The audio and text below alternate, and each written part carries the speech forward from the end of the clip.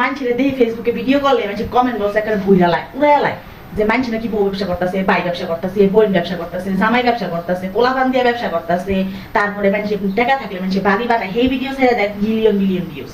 তারপরে মানুষের বলে চুল থাকে বড় বড়, সেই চুল নিয়ে ভিডিও বানায়, মানুষের মিলিয়ন মিলিয়ন ভিউজ।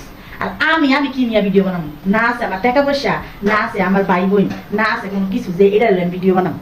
একটা চুলও নাই, চুল এলে যে ভিডিও বানাবো, এই চুলটাও আমার নাই। আর চেহারার কথা তো বাদই দিলাম, চেহারা তো আমার চেহারাই আল্লাহ পাক মনে হয় মানে কোনো রকম একটা বানায় খালি দিয়া দিচ্ছে যে তুই খালি বাচ্চা থাক পৃথিবীতে যাই, তোর আর কিছু করুন লাগতো না। এমন হয়েছে আমার দশা। আর বিয়া, আমার বিয়া খাইয়া যে আমার আত্মীয় স্বজন যে গর্তে ঢুকছে, এখন আর কারোর বিয়েই হয় না। এমন একটা আত্মীয় স্বজন যে এখন আর কারোর বিয়েই হয় না। আমি যে কারোর বিয়া কামো এটা ভিডিও বানাবো, সেই উপায় নাই। আর টাকা পয়সা তো কপালে নাই, থাকবো করতে, থাকলে না যাইবো। টাকা পয়সা তো নাই কপালে, থাকলে না টাকা পয়সা যাইবো। তো ভিডিওটা বানাবো কি? আর জামাই জামাই যদি কই তুমি একটু মোবাইলটা ধরো, আমি একটু ভিডিও বানাবো, কয় আমার শরম করে। বেড়ায়, এই বেড়াকে আমার শরম করে। আর পোলা পোলা তো হেমুনি দেখতে, এককালে জাতেরটা জাতেরই হয়েছে, বুঝলেন না আপনারা? এককালে জাতি যেমন জাতেরটা জাতেরই হয়েছে। জামাই মতোই চেহারা, জামাই মতোই স্বভাব। যদি কই বাবা তুই ডাইনে যা, যাইবো হ্যাঁ বামে। হ্যাঁ তো আমার কথা শোনার সময় নেই।